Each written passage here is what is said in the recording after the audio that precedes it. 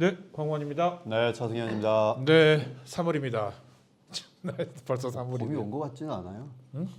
뭐 눈도 내리고, 그 강원도에 눈이 너무 많이 내려가지고. 네, 날씨도 좀 다시 쌀쌀해지고. 근데 뭐 이 정도면은 뭐 그렇다고 해서 또 뭐 약간 그냥 그래도 영상이에요. 꽃샘 느낌인 거지. 뭐 겨울 느낌은 아닌 거니까. 아직 꽃샘까지 가려면 조금 더 날이 더 필요한 것 같고. 그러니까 이게 느낌 자체가 약간 꽃샘 느낌이지. 겨울은 좀 풀려가고 있다. 그러니까 그런 겨울 느낌. 느낌은 아니다. 약간 이런 느낌으로 되는 것 같고요. 예. 시작할까요, 바로요? 네. 네, 어떤 얘기부터 시작할까요? 우리 도시관리공단에서 지금 이게 직장 갑질 문제부터 시작해서 부당 노동행위, 부당 해고, 그리고 이사장 퇴진까지 쭉 이어지는 네. 이 시간이 지금 한 250일 정도 됐어요. 아, 그래요? 네.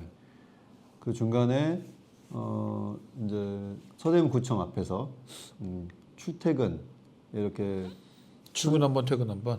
아니 출근 혹은 퇴근. 처음에는 퇴근으로 시작했다가 네. 최근에는 이제 출근으로 바뀌었는데 이렇게 네. 이제 한 30분 정도씩 지금 도시관리공단 문제 폐해를 알리는 선전전을 하고 있죠. 그게 저번 주 수요일에 100차가 됐어요. 아. 그러니까 이제 매일 한 건 아니고 일주일에 월 수금 이렇게 했는데 2월 26일로 네. 100차. 100번째 선전전을 2월 26일 아침에 했습니다.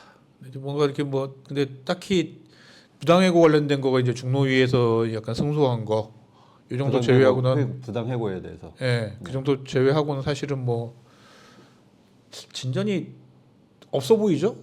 라고 해야 되나? 저는 사실 상당한 진전이 있다고 봐요. 어떤 측면에서요?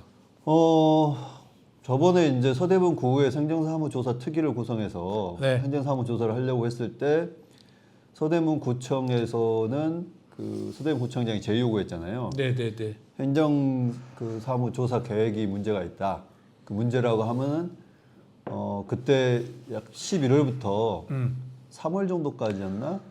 뭐 이렇게 해가지고 행정사무조사를 이제 하겠다는 거였는데 사실 조사를 그 기간 동안 하는 건 아니었어요. 그죠.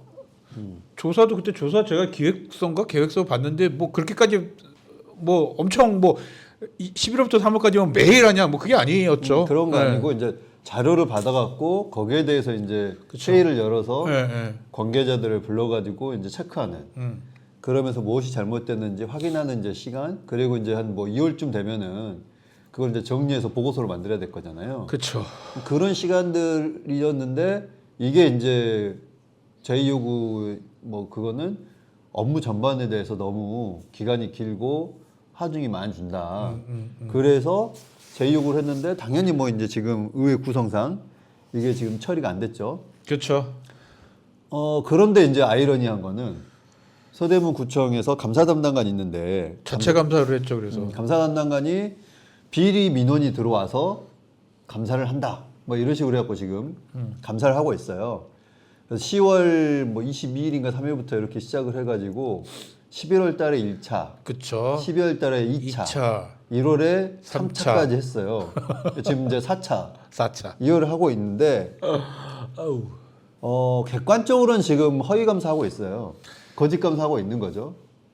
근데 이제 이게 느낌상. 저는 뭐 그렇게 보고 있는데 느낌상. 예. 근데 이게 이제 우리가 말하는 주장하는 거짓 감사로 하는 것 말고 행정적으로 진짜 감사를 진행하고 있다. 그러면은 두 가지가 문제가 있죠. 제2요구를 했을 때 그들이 말했던 이 기간하고 지금 거의 겹치는데 그렇죠. 이럴 정도로 지금 이제 두 번째 문제는 공단 문제가 심각하다. 그러니까 사실은 이제 이게 지금 3차, 4차까지 제대로 된 감사가 진행이 되고 있다고 하면 우선 그걸 우리가 선회한다면 예, 우리 방송 보시는 분들은 다 아시겠지만 뭐 꽤나 제 정보력 괜찮지 않습니까?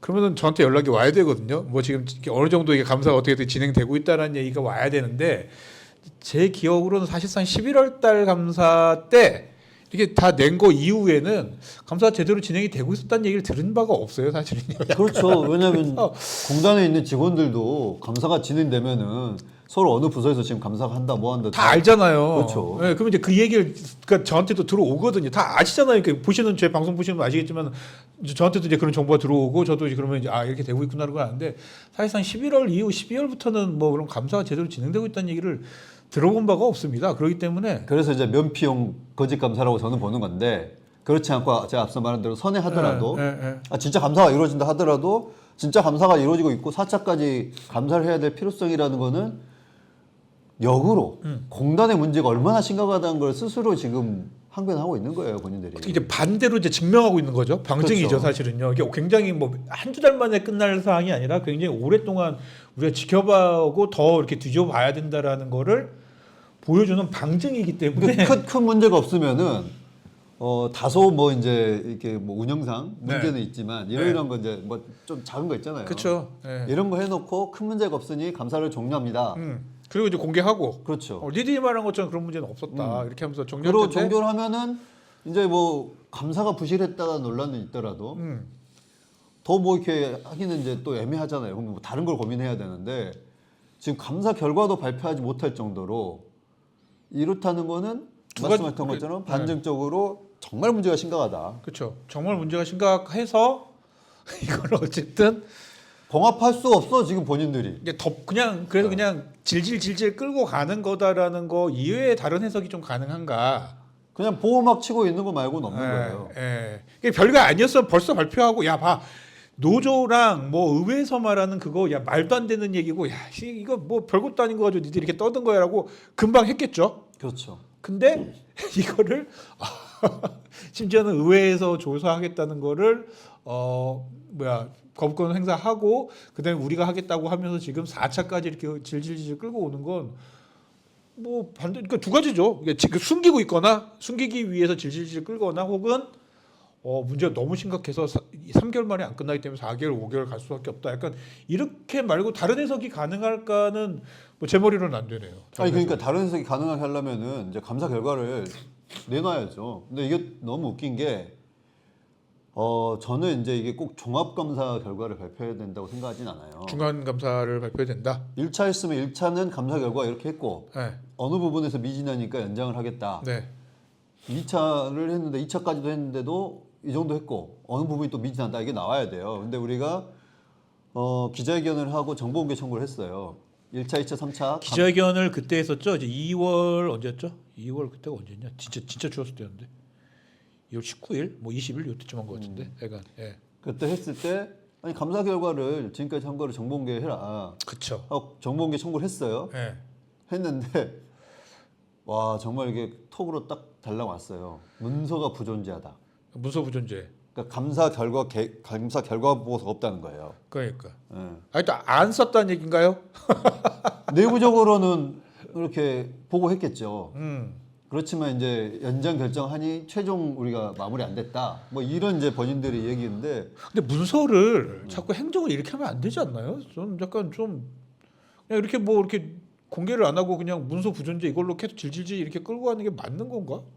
그래서 이제 필요한 게 그런 것 같아요. 자 감사 계획서 1차 때 네. 처음 원 이제 계획서가 있을 거잖아요. 네. 그 다음에 연장할 때 연장 사유가 있을 거잖아요. 네. 그럼 2차, 3차까지 뭐 이렇게 4차까지 가는 뭐 이제 연장은 지금 왜 3차죠. 연장을 하는지. 그렇죠. 그럼 그게 나와야 되고 또 하나 필요한 게 전 감사일지 나와야 된다. 감사일지는 이제 본인들이 만들었을 거 아니에요. 당연히 쓰겠죠, 그건. 네. 본인들이 일종의 그 출장이잖아요. 그쵸. 공단까지 가는. 그렇지. 그러면은 그 출장 일지인데 그럼 출장비도 받고 하셔야 되니까. 그거 공개 청구해야 되겠네, 정보 공개 청구. 그래서 그 부분도 정보공개 청구를 몇 분이 하신 상황이에요. 그렇군요. 근데 이제 이것도 또 부존재하다. 그럼 그러면은- 감사 담당관을 감사해야 돼요. 그럼 감사를 안 했다는 거잖아요. 그러니까 그 문서가 부존재하다는 거는 감사를 안 했다는 얘기인 거잖아요. 감사 사실은. 담당관을 진짜 감사해야 될 판인 거예요. 왜 이렇게까지 하는지 잘 모르겠네요, 진짜. 근데 그런 거잖아요. 우리가 늘 말하는 게 감추는 자가 법인이라고. 감추고 있는 거예요. 근데 지금 그런 부분에 있어서 좀 명백히 해야 될 게 있고 그리고 이제 앞서 우리가 중노위에서 그 결정이 예. 단순한 건 아니잖아요. 그렇죠. 어쨌든 부당 노동 행위가 있었고 부당 해고다라고 하는 게 있고, 부당 노동 행위는 약간 이제 다른 문제인 것 같고 부당 해고가 있었다. 네. 아니, 부당 노동 행위에 대해서도 인정하는 부분도 네. 있어요. 네. 그러니까 이제 이런 부분에 대해서도 말씀하셨던 것처럼 핵심적으로는 부당 해고라고 두 분 다 그렇게 나왔기 때문에 그렇죠. 그 부분에 있어서도 공단 이사장이 책임질 부분이 있죠, 당연히. 이제 항상 늘 부당 해고를 끝까지 끌고 가는 것 자체 때문에 이제 사람들이 서로 피곤한 거 아니겠습니까? 당사자도 힘들고 그런 건데 그런 모습을 또 보여주는 것 같아서 좀 피곤하다. 약간 문서 만들고 약간 뭔가 대응하는 태도가 약간 좀 마음에 안 들어요. 그렇습니다. 그래서 전반적으로 지금 이제 뭐 셔틀버스 네. 관련된 논란, 그것도 봐야 되고 지금 더 논란된 건 또 이렇게 주차장, 그렇죠. 공영 주차장. 그거 지금 공영 주차장 난리 났습니다. 지금 그거. 음. 왜냐면 우리 방송국에 오시는 분들이 우리 이제 방송국에는 주차장이 별로 없잖아요. 그러다 보니까 공영 주차장이라서 이제 뭐 약간 이제 성표명처럼 들리긴 한데 주차장 공영 그거 그 같이 쓰는 모두의 주차장이라고 하는 그렇죠. 그 공영 어플이 있어요. 예, 어플 통해서 이제 거기 나와 있는 주차장에서 이렇게 가는 그런 걸로 하는 거잖아요. 어느 순간 이거 왔는데 차를 댈 데가 없다는 거예요. 그래서 아니 왜요? 그랬더니면은 평소라면은 모두의 주차장이라는 어플을 보면은 이 주차장에 이렇게 비어 있는 공간이 굉장히 많았었는데 없다는 거예요. 지금은. 이게 무슨 일인가 하고 왔더니만 이제 김기진 의원하고 해가지고 저번에 서대문 사람들이라는 기사에 나와 있는데 룰을 바꿨지 않습니까? 원래는 그렇죠. 개인당 하나씩 주다가 이렇게 뭐라 그래야 되나 이렇게 이제 구역에 아니, 구획을 정해가지고 이제 여기에 열 몇 명이 같이 뭐 예를 들면 10구획을 정해서 10명이 같이 써라 약간 이런 식으로 하게 되면서 그것도 딱 10구역이 10명이 아니라 10구역이면은 한 뭐 12명, 15명 네. 뭐 이런 식인 것 같더라고요. 네 그렇게 어쨌든 뭐 룰을 정확하게 모르겠습니다. 그냥 그런 식으로 하게 되면서 이렇게 외부에서 오는 사람들이 옛날에 약간 이렇게 메뚜기처럼 이렇게 근데 움직이고 낮에는 보통 비어 있을 거니까. 그러니까 비어 있으니까 그래서 쓰고 유료로 쓰고 그 유료 비용을 서로 어플 통해서 정산하고. 정산하고 약간 이런 식이었던 게 90%가 줄어들었다고. 그래서 10%밖에 안 남았다고. 그러니까 옛날엔 100이었다면 지금은 이제 10밖에 안 남았다고. 그러면 서대문구에 지금 오시는 약간 이건 좀 약간 문제인 게 예를 들면 연희동이나 뭐 신촌 이런 데 주차장 그런 거 있을 거 아니에요. 공영 주차장. 그런 데에 외부에서 오는 사람들이 일시적으로 와가지고 뭔가 돈을 쓰고 가거나 뭐 쇼핑을 하거나 약간 이래야 되는 상황에서 이제 그런 거 없어진 거죠. 그러면 이제 이분들은 못 오는 거죠. 차 갖고. 그래서 이제 공단 운영 자체가 뭐 샌드위치 강사만 우리가 줄곧 얘기했지만 실적으로 구조적으로 지금 큰 문제가 있다. 그러니까요. 이게 여실히 드러나고 있는데 이사장은 보호하고 있어요. 아니 그리고 저기 제가 알기로는 그 공영 주차장 관련된 이거 관련 공영 주차장이 뭡니까? 무슨 주차장이죠, 저희가? 그러니까 그거 관련된 거에서는 이 이렇게 그 개인당 하나가 아니라 구획별로 한다고 할 때부터 엄청 많은 사람들이 걱정을 했어요. 그렇게 하면 안 될 거다, 아마 잘 안 될 거다라고 했는데 그냥 했더군요. 그 셔틀버스 관련된 답도 이제 보니까 기본적으로 그거예요. 우리는 이 기관에 자율성이다. 아니 기관에 올 수 있도록 하는 주민들의 편의를 위해서 셔틀버스를 언제부터 운영하고 있었다. 그렇지. 그래서 지금 운행하는 셔틀버스를 더 늘리는 거는 시범 사업이 아니라 기존 사업의 확장일 뿐이다. 그리고 예를 들면은 뭐 이렇게 노선이랄지 이런 변경들은 뭐 옛날에도 그냥 했었다.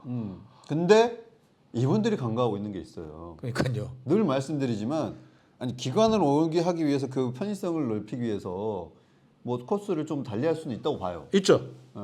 저는 하지만 이제 이것도 일종의 이제 다른 그 근거 사항들을 이제 만들어 놓는 게 좋다고는 보지만, 근데 여기에 관광형이라고 돼 있어요. 그러니까요. 아예 관광형이라고 본인들이 박아놓은 거예요. 그러니까요. 이거는 그 뭐 문화체육회관 오지도 않아요. 그렇죠. 근데 이거를 지금 몇 회를 운영하겠다고 하는 건데 그 순간 이게 시범 사업이고 이게 문제라고 그렇게 말하는데 이 사람들이 이상한 소리 하고 있어요. 정식 사업이라는데 근데 이게 문제가 그러냐 제가 저번 주에 말씀드린 이게 만약에 정식 사업이라고 치고 관광이나 등등등 하게 하면 선거법 위반 소지 있다니까요. 이겁니다. 그러니까 왜냐하면 공영기관을 가는 건 그거는 공영기관을 이렇게 가는 것마저도 사실은 예전에는 뭐 문제가 생겼던 거죠. 그것도 이제 뭐 이렇게 룰이 없었으면. 근데 지금도 명확한 룰이 있는지는 모르겠어요. 그러니까요. 근데 이 룰이 늘어나가지고 문화체육회관이나 이런 서대문 도시관리공단과 관련되지 않은 곳을 거치면서 이렇게 간다? 이거는 누가 봐도 향응 제공이나 선거법 위반이 될 가능성이 분명히 있는 건데 아니 그러니까 저는 약간 이분들 머리가 좀 좀 이렇게 희한한 게 시범 사업에 대한 평가를 벗어나겠다고 선거법 위반으로 쭉 달려가는 이걸 보면서 아니 지금 이게 제정신인가 약간 이런 생각이 들었습니다. 그리고 또 하나가 이제 결국은 이 셔틀버스라고 하는 부분이 뭐 공영버스도 차라리 좋다 뭐 이렇게 말씀하시던데 공영마을버스. 네. 나 그거라도 하겠다. 뭐 하고 싶다. 약간 이런 얘기했었죠. 아니 그럼 그걸 위한 뭔가 준비를 정확히 하시던가 그게 그러니까요. 아닌데 네. 그렇다면은 마을버스 사업자들의 사업권을 일정 정도 침해하는 부분도 있어요. 있죠. 예. 근데 그 당 안에 마을버스 관련자 계시잖아요.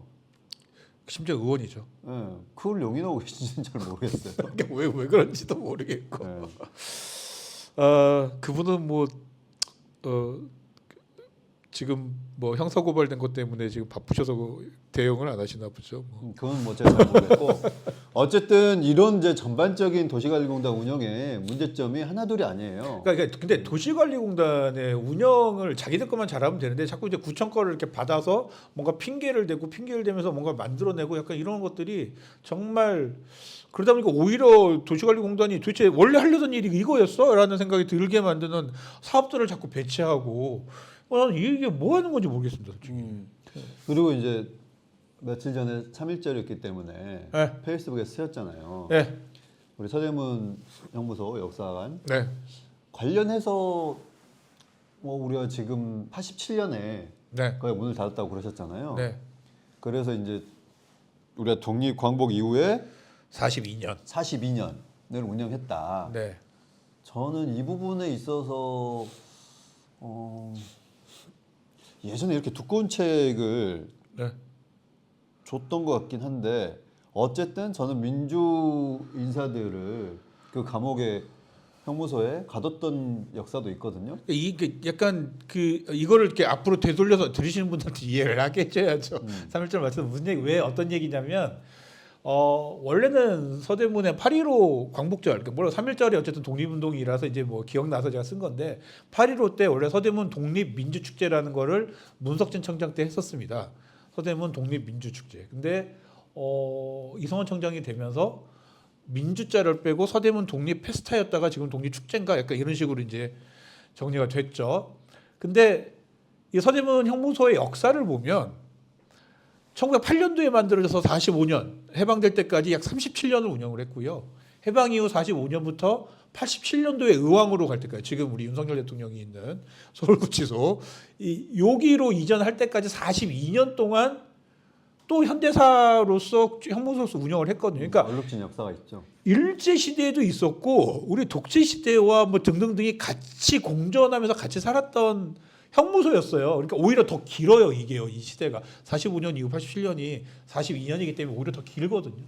근데 여기에서 민주화 운동이나 약간 이런 것들을 싹둑 잘라내고 마치 우리 서대문 형무소는 1908년부터 45년까지만 있었던 것처럼 이렇게 운영을 하는 건 저는 어떻게 보면 한국 현대사를 정확하게 받아들이는 것 같지는 않다. 왜곡하고 있는 네.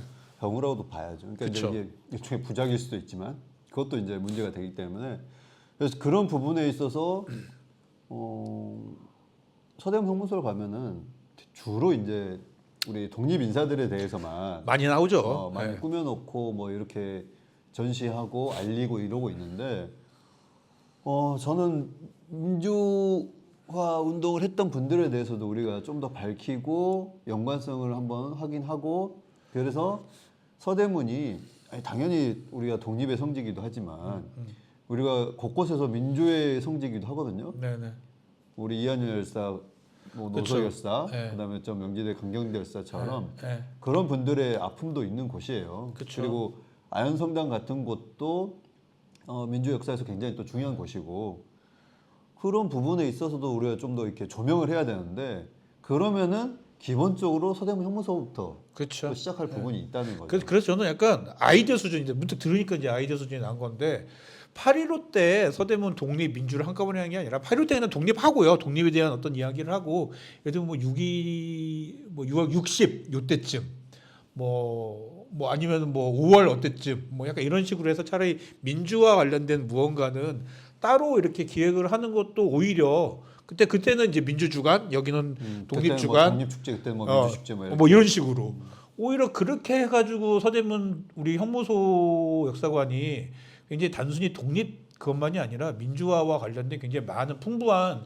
이런 것들을 가지고 있습니다. 그리고 가지고 있다라는 것을 우리가 먼저 이제 쥐고 가야 좀 의미가 있는 지역에서 가지고 있는 굉장히 큰 문화적인 자산인 건데 어떻게 보면 그 자산을 잘 이용할 수 있지 않을까라는 생각이 드는데 그래서 그런 부분들은 이제 뭐 진영의 고민이 아니잖아요. 그쵸. 그분들도 입에 늘 달고 사시는 게 자유민주주의라면서요.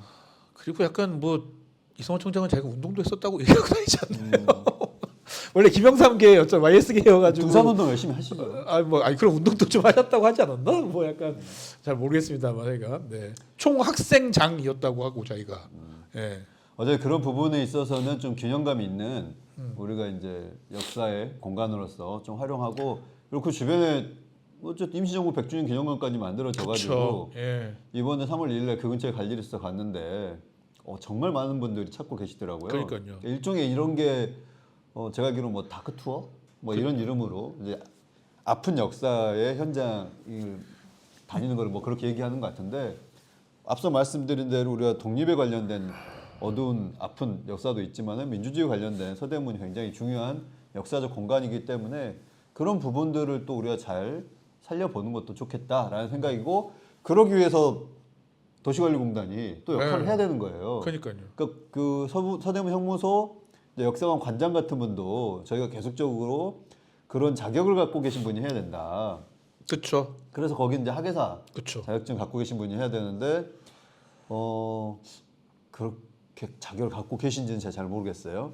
그래서 이제 그런 부분에 대해서도 하루빨리 새로운 이제 이사장으로 네. 바꾼 다음에 좀 점검을 제대로 했으면 좋겠다라는 생각입니다. 그러니까 이거를 되게 지역에 있는 되게 훌륭한 문화적 자산이라서 이거를 어떻게 그러니까 그때 한번 말씀드린 것 같은데 이게 원래는 서대문 형무소 역사관이 날아갈 뻔한 거를 그 당시에 서대문 구청장이 그 됐어요 우리가 할게요. 그러니까 서울시도 포기하고 나라에서도 포기할 뻔한 걸 당시에 서대문 구청장이 당신들이 못했으면 우리 구청에서 알아서 할 테니까 그래서 지금 이게 구립이 된 거거든요.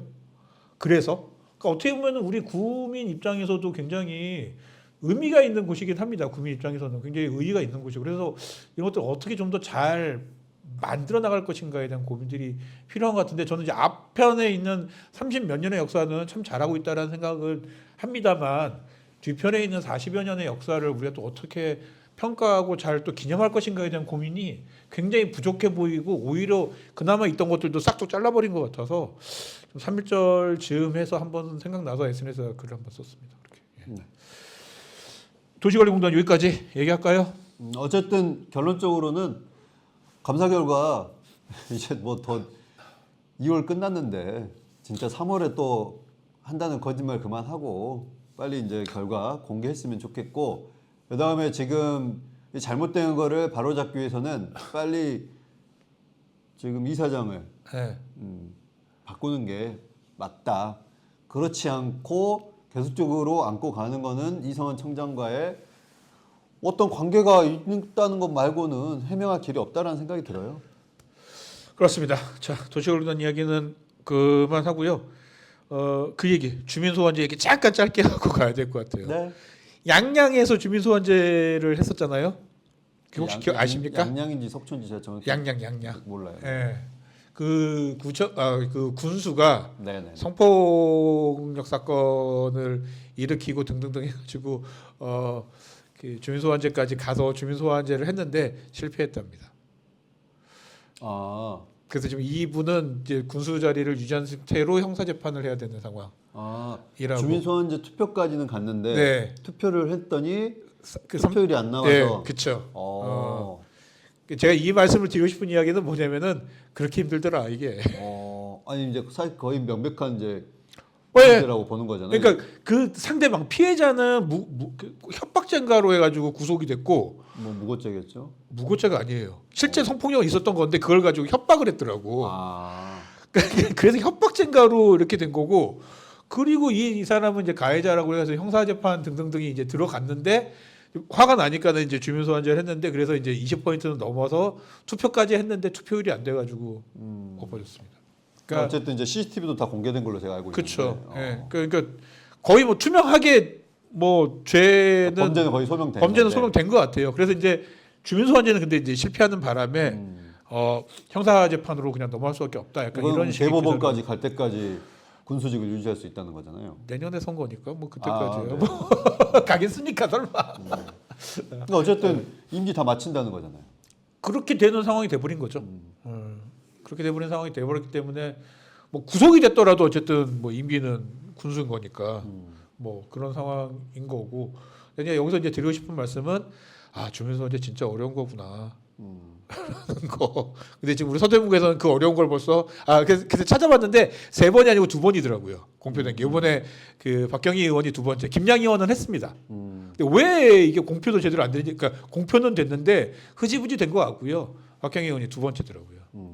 근데 그 어려운 걸 지금 서대문구에서 2번이 나오고 있습니다. 중요한 거는 그 어려운 걸 뭐 하고 안 하고를 떠나서 하신 분들이 정확한 지금 혹은 타당한 근거를 갖고 하고 계신지 좀 살펴봤으면 좋겠어요. 그러니까 뭐 사실 뭐 주민소환제라는 게 뭔가 그 이유가 필요한 건 아닌 거잖아요.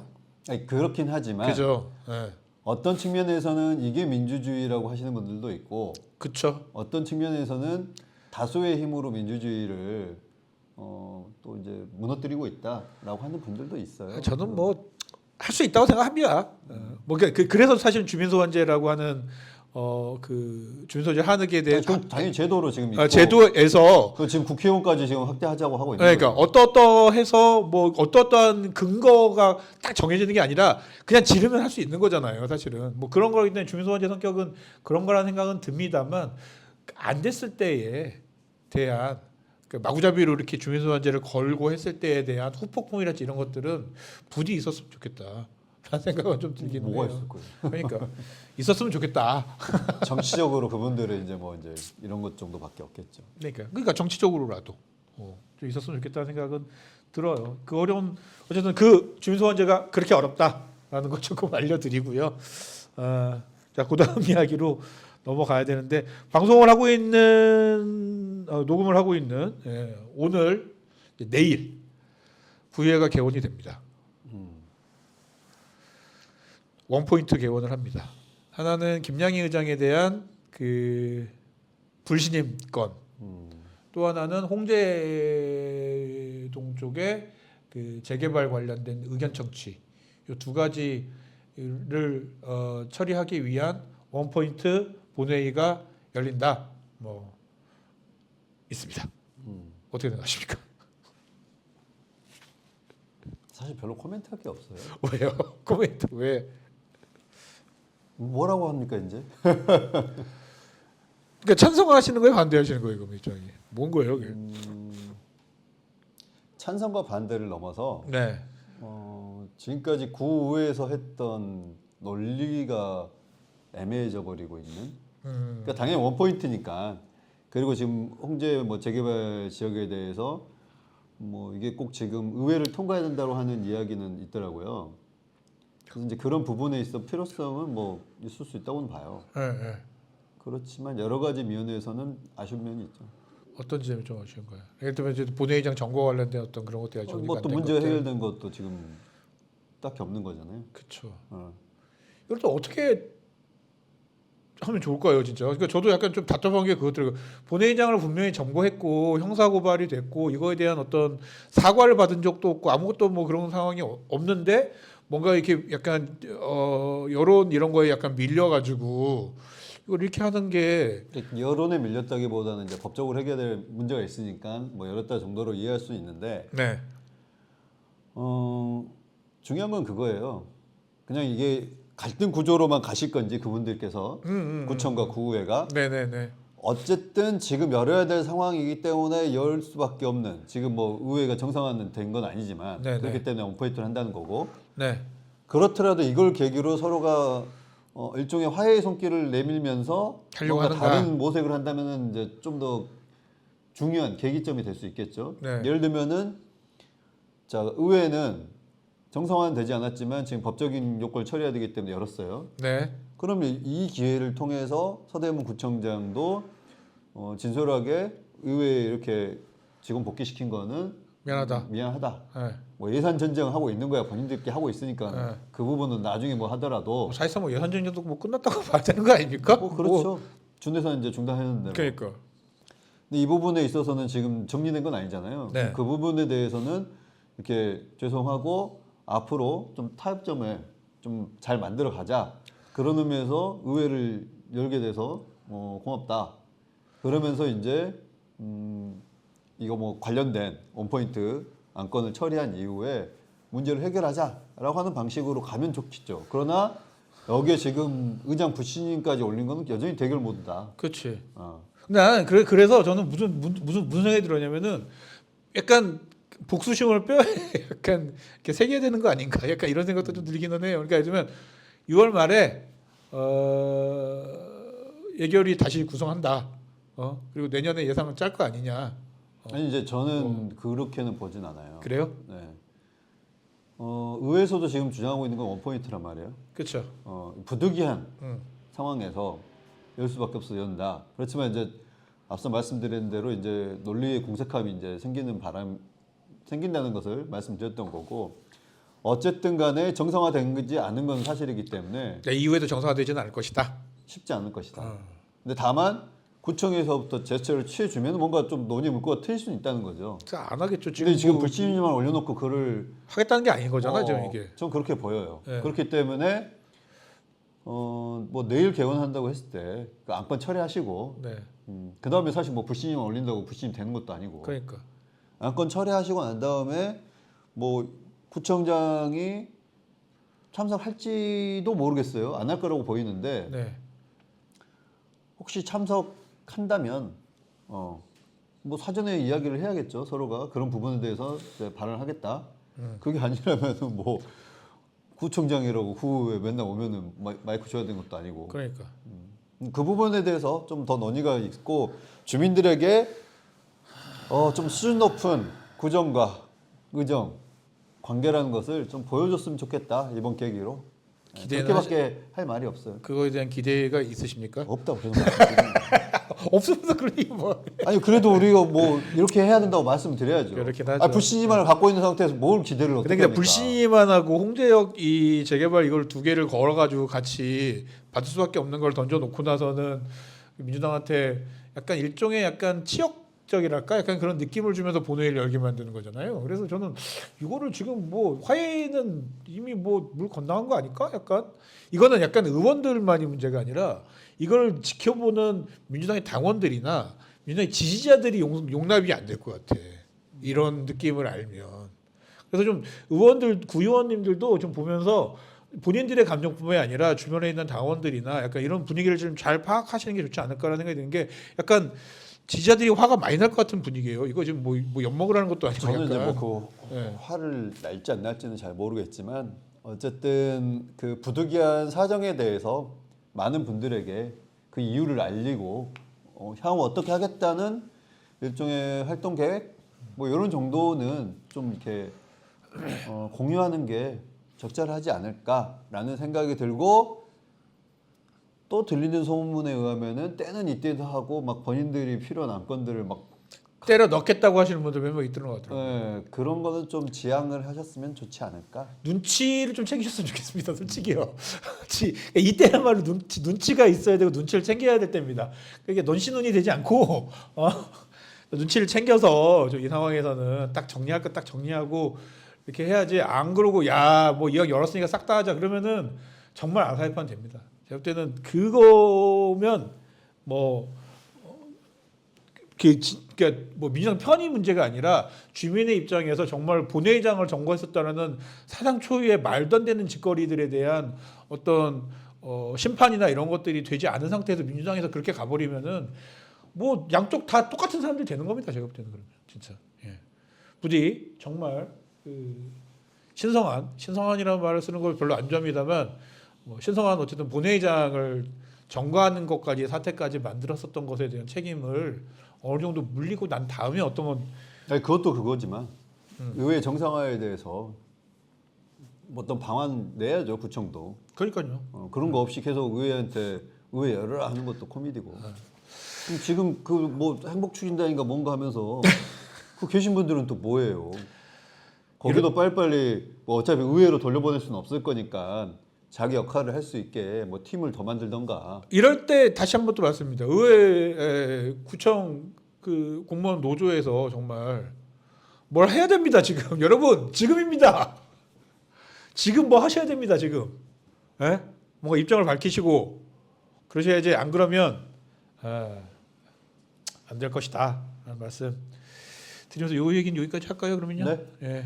자 다음으로 할 얘기가 또 뭐 있나요? 우리가 그러면 뭐가 있나요 요즘? 이제 또. 요즘에 뭐 딱히 이제 봄이 되면 저 그 얘기나 좀 하죠. 지금 상황에서 이제 조기 대선 약간 가시화되는 것 같은 느낌인데 서대문구는 이렇게 조기 대선 이렇게 등등도 오고 이럴 때 서대문구는 약간 걱정되는 게 있어요. 하나가 뭐냐면 이거에 지금 서대문구의 모든 이슈가 다 이렇게 묻힐까 봐서 한 5월 달까지 이렇게 다 묻히게 될까 봐서 좀 걱정이거든요, 사실. 네. 어떻게 생각하세요? 저는 뭐 그 묻힌다고 하더라도 일종의 지금 민주와 반민주의 싸움인 거잖아요. 네. 전국 전체가. 네. 서대문에서 일어난 일도 결국 민주와 반민주의 싸움이에요. 네. 그런 부분에서 구도가 저는 바뀔 거라고 생각하지는 않고 네. 그렇기 때문에 서대문은 서대문 나름대로의 지역적 특색을 갖는 대선 활동이 필요하지 않을까라는 생각이 들고 문제는 요즘 그런 게 아닌 것 같아요. 지금 대학가를 돌면서 찬반 뭐 탄핵 찬반 집회들을 하고 이화여대. 네. 근데 뭐 이대만 이제 이럴 걸까요? 근데 연대 가겠죠. 또 명지대도 뭐 그런 친구들이 있을 거고 그런 부분에 있어서 이제 내일부터 대학가가 개강인데 그런 이제 또 충돌이 곳곳에서 일어날까 봐 그런 게 걱정이에요. 걱정입니다. 서울에는 또 이렇게 우리 또 서대문구에는 또 대학이 많아요. 네. 9개나 되기 때문에 일단 이대는 보면서 깜짝 놀랐네요, 사실은요. 그런 건 있었는데 또 다른 데도 이제 어떻게 되려는지 걱정이고. 그러니까 이제 민주주의가 서로가 어느 정도 생각할 수 있는 좀 이제 합리적인 걸 갖고 와가지고 이야기를 서로가 이제 공방을 해야 되는데 이거는 이제 합리적인 게 없는 거잖아요. 그냥 일방의 주장만 있어요.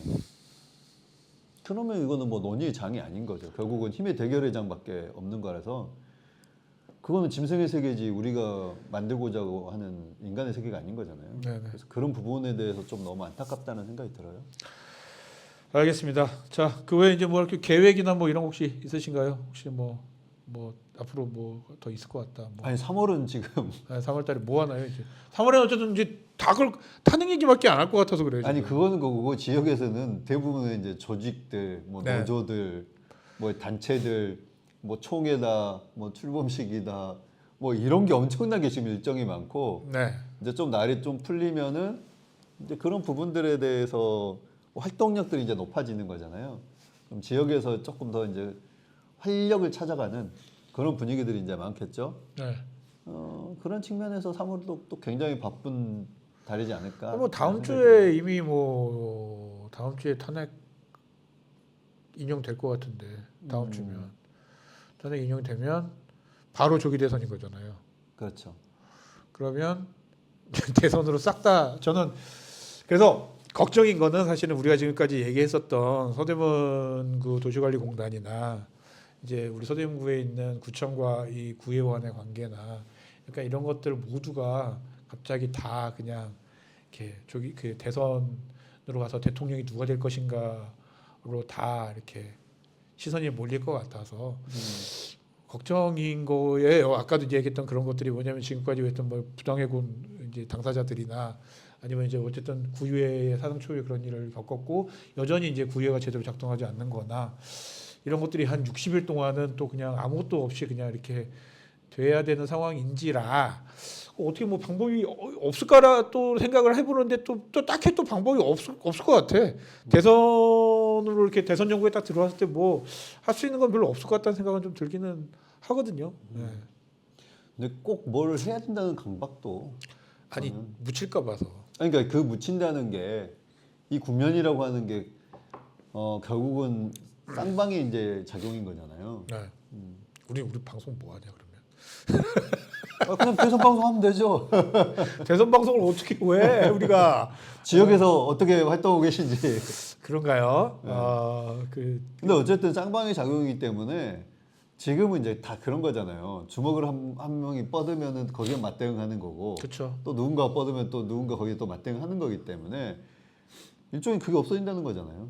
그러면 서로가 좀 차분히 지금의 관계들을 돌아보면서 정말 말 그대로 진심으로 더 나은 서대문을 만들기 위한 자기 진영에서의 방법이 무엇인지, 전 진영을 벗어나는 말을 하는 거 아니에요. 그렇죠. 자기 진영에서의 방법이 무엇인지 그러니까 억지 쓰지 말고 막무가내 뭐 이거 말고. 그러니까 드러날 것 같거든요. 그러니까 모든 선거 과정에서도 이번 이제 뭐 대선 과정에서도 어떤 뭐 선거 결과가 과연 계엄이나 내란이나 그러니까 이런 것들의 실제 투표로서 어떻게 사람들이 평가를 하는지가 이제 드러나는 것이기 때문에 그와 맞서서 이제 뭐 반대로 마찬가지로 이제 그런 흐름들이 내년까지도 가고 등등 할 거라는 생각은 듭니다. 그리고 마찬가지로 앞서 이야기했던 주민소환제 같은 경우도 네. 지금도 불꽃이 튀지는 않지만 60일 지나면 그냥 확 사그라들겠죠. 60일 동안 아무것도 못 하는 거죠. 못 하는데 하다가 걸리시면 안 돼요. 하다가 걸리면 어떻게 되는 겁니까? 하다 걸리면 그것도 뭐 이게 선거법 위반인가요? 뭐 그런 식으로 되겠죠. 조심하셔야 되겠더라고요. 근데 뭐 불꽃이 뭐 제가 볼 때는 저렇게 양양처럼 그렇게 사고를 크게 쳐도 안 되는데. 아니, 저는 어쨌든 그거는 뭐 그쪽 동네 일이니까 이 지역에서는 불꽃이 튄 적도 없지만은 튀지도 않을 거고, 그리고 이제 저희가 이제 많은 분들이 전망하던 것처럼 그 이제 다음 주에 탄핵 인용이 될 거라고 보는 사람들이 많잖아요. 네. 학자들도 그렇고. 네. 그리고 났을 때 이제 조기 대선도 지금 주민 소환제를 했던 분들의 저는 바람과는 다른 결과가 나올 거라고 보기 때문에 한동안 낙심하면서 살고 계실 거예요. 그러겠죠. 네. 그렇기 때문에 그냥 지역 사회가 막 이렇게 소란스러웠던 부분들이 어느 정도 좀 정리되는 그런 시간에 60일이 또 되지 않을까. 그러니까 그럴 가능성도 있다고 생각해요. 뭐냐면 지금까지는 뭔가 뭐 딱히 선거도 없고 등등 하니까는 소위 말하는 다수 주민들의 의견이나 생각이 누군가를 어떤 지향을 지지하는지를 알 수 있는 상황이 아니고 그냥 다 나를 지지하는 겁니다. 제가 지지를 받고 있습니다. 약간 이렇게 얘기하는 게 근거 없이 그냥 얘기할 수밖에 없는 거였는데 어떻게 보면은 그게 이제 드러나는 상황인 거잖아요. 어떻게 보면 대선이라는 투표라는 걸 통해서 그러면은 이제 좀 거기에 대한 근거랄지 이런 것도 좀 생길 수도 있겠다는 생각이 들긴 해요. 그러니까 빈깡통으로 요란하게 싸우던 것을 그렇죠. 근거 없이. 이제 빈깡통으로 못 돌아다니게 하니까 네. 좀 조용히 있으면서 서로의 이제 60일 이후의 싸움을 위해서 조용히 뭐 논리를 개발하시던 아니면 화해의 논리를 개발하시던 그랬으면 좋겠다는 거죠. 선거철에 그러면은 선거 운동 기간 동안에 저는 걱정인 게 이제 당장 다다음 주부터 무슨 방송을 해야 될 것인가가 이제 방송쟁이. 어떻게 그 방송 고민해야지. 근데 우리가 또 그렇다고 해서 대선에서 뭐 대통령 누가 될 것이냐 이런 얘기 하는 거야 뭐 보시지도 않으실 테고 우리 뭐 그렇게까지 뭐 할 능력도 안 되고 지역에서 어떤 방송 어떻게 해야 될지를 좀 약간 고민을 좀 하긴 해야 될 것 같아요. 지난 대선을 봤을 때는 네. 많은 분들이 정책 대결이 아니었다는 생각을 많이 하실 거예요. 이번에도 정책 대결은 안 될 것 같은데요. 그러니까 이렇게 생각하시겠지만 네. 저는 지난 대선이 굉장히 정말 촘촘한 일종의 정책 공방이 있었다는 생각이 들어요. 그래서 뭐 민주당에서는 뭐 소확행이라고 그런 있었죠. 이제 네. 생활 밀착형 공약들이 나왔고 네. 저쪽에서는 뭐 국민의힘 쪽에서는 일부 쇼츠 조합 빠르게 가는 거야. 좋아 빠르게 가 뭐 이런 있었잖아요. 네. 그러니까 이런 정책적인 공방들이 있으면서 좋은 정책이 나오면은 그때 여론조사 좀 올라가고 네. 이쪽에서 또 하면 또 이렇게 올라가고 이런 것들이 있었어요. 그 중에서 또 눈여겨볼 광역의 공약도 나왔고 또 어디에서는 이제 자치구별 공약까지 나왔어요. 그렇죠. 이게 뭐 이제 아주 많은 건 아니지만 그러면 그 공약들도 좀 꼼꼼하게 따져볼 필요가 있다. 그러니까 우리 좀 지역에 맞는 공약들 좀 꼼꼼하게 따져보면서 이 김에 한번 우리 좀 뭐 지방자치법 약간 이런 것들도 혹시나 뭐 다룰지 안 다룰지는 모르겠습니다만 대선에서 혹시나 다룰 수 있다면 그런 내용도 그러니까 지방자치법 개정에 대해서는 뭐 크게 고민을 안 하겠지만 지금은 이제 그런 거는 지역분권, 뭐 지방분권, 뭐 약간 이런 거 있잖아요. 저는 그것보다 뭐 늘 말씀하시는 경의선 지하화나 네. 그 다음에 이제 우리 강북 횡단선이나 이런 것들에 대해서는 당연히 이제 의제는 올라올 거예요. 이게 지역, 그쵸. 서울시장 선거는 아니더라도 그렇죠. 공약이 올라오겠죠. 그런 부분들이 우리에게 어떤 영향을 미칠 것인가 그런 게 이제 좀 저는 우리가 이야기 다룰 만한 그리고 이제 대한민국 전체 공약이긴 하지만 이게 또 우리 삶에 영향을 미치는 공약들이 있을 거잖아요. 있겠죠. 그런 부분들에 대해서는 저는 충분히 우리가 이야기 나눌 수 있지 않을까라는 생각을 해봐요. 공부를 또 그때도 열심히 해야 되겠군요. 어느 정도 좀 준비는 하고 있겠죠. 민주당 뭐 어느 정도 뭐 대선 내부적으로는 뭔가 뭐 공약이랄지 이런 것도 미리 준비하고 있지 않을까요? 국민의힘은 지금 이제 탄핵 인용을 반대하기 때문에 그분들은 지금 여권의 선두주자라고 하는 김문수 장관 같은 경우도 네. 나는 지금 대선을 생각하지 않는다. 네. 라고는 하지만 몸으로는 대권 행보를 하고 계시잖아요. 오세훈 시장도 지금 뭐 그러니까 캠프를 만들었다라는 기사가 나오니까는 그 기사는 거짓말이다. 뭐 법적 뭘 하겠다라고 하는데 만든 것 같기도 하고 안 만든 것 같기도 하고 약간 뭐 그런 상황에서 캠프가 만약에 있다라면 내부적으로는 뭐 그런 정책이나 이런 거 관련된 걸 뭐를 하겠죠. 그러니까 이제 말은 그렇게 하지만 그쵸. 뒤에서는 당도 전체적으로 60일이라면 굉장히 촘촘하기 때문에 엄청 잘려 보여요. 생각보다 이거 네. 60일이. 그렇기 때문에 당이 후보를 뽑는 그 준비도 하고 있을 거고 당연히 여의도 연구원 같은 데서 정책도 개발하고 있겠죠. 네네네. 그리고 마찬가지로 민주당은 이미 사실은 이재명 대표 같은 경우는 이 공방보다는 지금 정책 행보를 쭉 하고 있기 때문에 그런 측면에서는 사실 뭐 탄핵 인용될 거라고 양 당이 다 보고 있고 저기에 대해서는 준비하고 있다고 봐야죠. 그렇군요. 그런 측면에서는 또 지금 시대에 맞는 좀 업그레이드된 정책들도 나오지 않을까라는 생각이 듭니다. 그 저는 약간 어쨌든 이게 정책 행보를 뭐 이재명 의원이 하고 있다, 이재명 대표가 하고 있다 이거 관련해서 좀 드리고 싶은 말씀이었어요. 생각났었던 얘기인 건데 뭐냐면은 모든 정책은 이 포지션을 가지고 이렇게 가는 정책은 저는 없다 생각해요. 왔다 갔다 하는 겁니다. 이렇게 보면. 그러니까 부채살 전법이기도 하죠. 그러니까 왔다 갔다 해요. 근데 이제 왔다 갔다 할 때 이쪽에 가 있으면은 이쪽에 계신 분들이 불만인 거고 이쪽에 오면 여기 계신 분들이 불만인 거고. 그러니까 이게 정책은 언제나 왔다 갔다 하지 이거를 이렇게 뭐 중도라고 해서 이렇게 가는 것도 아니고 우라고 해서 이렇게 가는 것도 아니고 이런 거기 때문에 저는 이제 다만 이렇게 갈 수 있는 거는 이해를 하는데 이 이렇게 가는 것들에 대한 어떻게 보면은 뭐 지지자나 아니면 국민에 대한 설득 혹은 거기에 대한 뭐 소명 약간 이런 것들을 조금 잘할 필요가 있지 않을까? 약간 이런 생각이 좀 들기는 해요. 그러니까 너무 지지자들 혹은 뭐 이렇게 반대하시는 분들도 와 우리는 뭐 이런 데인데 왜 그래요? 막 이렇게 할 건 아니라고 보는데 마찬가지로 그렇게 좀 내면서도 좀 설득에 대한 과정은 조금 더 필요한 거 아닌가? 약간 이런 생각이 좀 들긴 하더라고요. 근데 다만 들으시는 분들이 동의하시지 않으시는 모르지만 제 생각은 그렇습니다. 그러니까 저도 이제 뭐 여기저기 뭐 이렇게 이렇게 좀 이렇게 하다 보니까는 아 세상에 좌파라고 해서 좌파 정책만 쭉 하는 그런 건 없고 우파라고 해서 우파 정책만 하는 건 없다.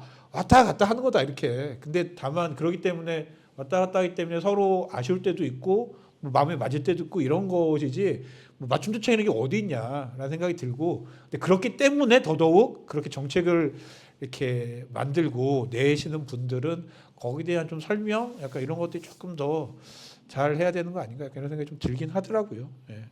이제 전체적인 아우라겠죠. 네. 왔다 갔다 하는데 여기 끈이 어디로 가냐. 이제 무게 중심추가 어디로 가냐가 이제 중요할 거고 뭐 그거는 이제 종합적으로 우리가 봐야지 그냥 나는 뭡니다. 그러니까 소위 말해서 극우에 계신 분들이 저는 합리적 보수입니다 하면 우리가 좌파한 거지 뭐. 합리적 보수입니다라고 믿어줄 건 아니잖아요. 좌파지 뭐. 그리고 어떤 분들이 아주 왼쪽에 있는데 저는 중도예요. 뭐 이런다고 우리가 또 그거 믿어줄 거 아니잖아요. 그러니까요. 그러니까 그거는 이제 종합적으로 그 정책이 어떻게 실현되는가. 근데 말씀하셨던 것처럼 정책이란 거는 어떤 하나의 그 이념적 노선 성격을 온전하게 다 갖고 있지는 않아요. 그러니까요. 이걸 종합해 봤을 때 이 집단 혹은 이 사람의 지향은 이거다. 라고 나오는 거죠. 그래서 뭐 너무 하나 가지고 일일비할 것도 아니고 그리고 어떤 정책은 그냥 혹은 노선으로 딱 가릴 수 없는 것도 많아요. 맞아요. 뭐 되게 저는 못마땅한 정책도 많고, 그러니까 뭐냐면은 뭐 되게 부동산 정책이랄지 약간 이런 것들 같은 경우에는 뭐 어떤 분들이 보기에는 좌파 아니야 쟤는 그러겠지만은 어떻게 보면은 뭐 소위 말하는 민주당의 부동산 정책은 제가 싫어할 수도 있는 거고 건물 짓다가 하도 고생을 했기 때문에 뭐 그럴 수도 있는 거고. 우리가 예. 뭐 우측 통행하자고 했다가 좌측 그러니까. 통행을 바꾸거나 좌측 통행하자고 했다가 우측 통행을 바꾸는데 이게 뭐 진보 보수 어떻게 그러니까요. 있어요? 이거 그냥 정책적인 방향인 거지. 그래서 그리고- 그런 부분들도 정책 혹은 공약에는 굉장히 많아요. 그리고 좀 잊지 않았으면 좋겠는 게 우리나라 한국이라는 나라가 이제 덩치가 엄청 커졌어요. 네. 엄청 커졌기 때문에 뭔가 정책 하나 가지고 이 나라가 막 확 이렇게 되고 이런 저는 그런 건 없다고 봅니다. 이제 그 정도로 굉장히 어떻게 보면 무게가 무거워졌기 때문에 너무 일희일비할 게 아니라 좀 이렇게 오히려 진득하게 좀 상황을 보면서 이렇게 가는 게 어떨까라는 생각이 좀 뭐 들어요. 여기가 지금 우리가 지역 방송이긴 하지만 요즘 지금 막 영상 쏟아지고 있는 게 네. 지금 우크라이나 젤렌스키가 그렇죠.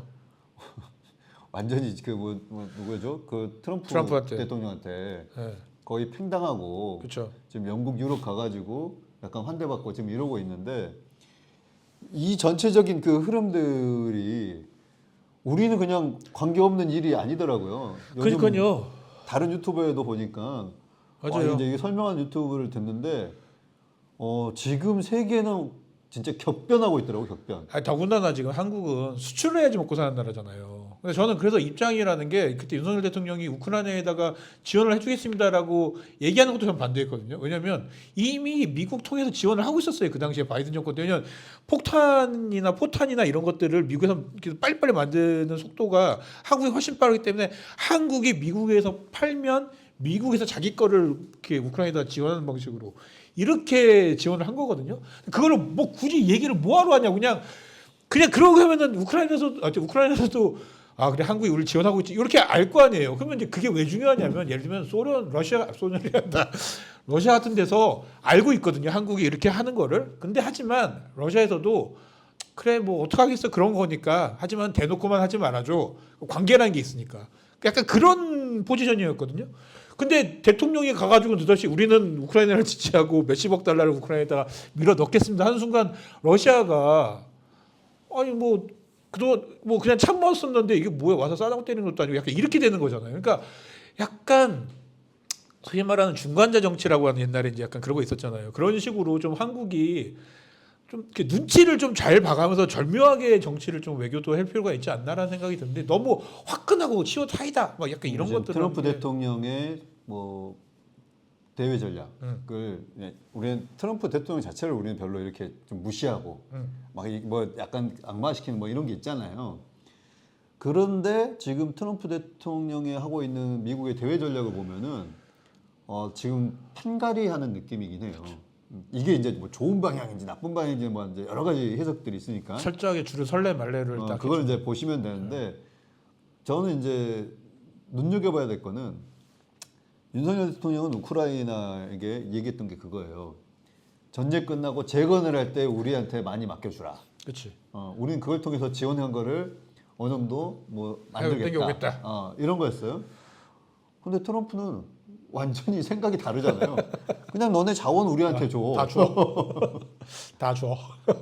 와, 이제 소위 말하는 장사꾼의 그 유감없이 보여주고 있는데, 그러니까 어쨌든 지금 세계가 어떻게 운영되고 있는가에 대해서도 이번 대선에서 저는 굉장히 화두가 될 거라고 봐요. 그러니까 저는 약간 그런 거예요. 그러니까 우리가 굉장히 가진 거라고는 사람밖에 없고 수출을 해야 되는 나라에서 반중이 웬 말이고 사실은 반미는 또 웬 말이며 반 우는 뭐 해서 뭐 하겠습니까? 그게 도움이 전혀 안 될 것 같다는 생각이 들고 그 어딘가에 이제 사이좋게 다 유유하게 지내면서 우리의 이익을 찾아 나가는 거 약간 이런 것들이 정말 중요하지 않나라는 생각이 저는 솔직히 드는데 뭐 그러니까 국가 경쟁력을 우리가 말씀하셨다시피 세계에 꽤 높은 곳에 위치해 있지만 또 여러 가지 면면들을 따져보면은 얼마 전에 민주주의 지수는 엄청 떨어졌고 뭐 언론의 자유 지수도 굉장히 떨어졌어요. 뭐 자유민주주의를 맨날 말씀하신 정부에 들어오면 더 떨어지는데 그런 부분도 챙겨야 되지만 또 중요한 거는 대학들의 경쟁력이에요. 그렇죠. 근데 우리 사회는 대학들을 정말 말 그대로 취업을 위한 곳으로 만들고 있지 학문의 전당으로 만들고 있지 않기 때문에 우리나라가 곳곳에서 경쟁력을 강화시켜야 되고 그거를 컨트롤하고 끌고 가는 것은 결국 정부다. 그런 측면에서 이번 대선이 굉장히 중요한 의미를 갖지 않을까라는 생각이 들어요. 네 시간이 좀 남아가지고 뭐 이것저것 얘기하다 보니까는 뭐 이것저것 얘기할 줄 다 했네요. 뭐 이제 마무리 지어도 되겠죠? 네. 네. 지금까지 주미선의 황원이었고요. 네, 차승현이었습니다. 감사합니다.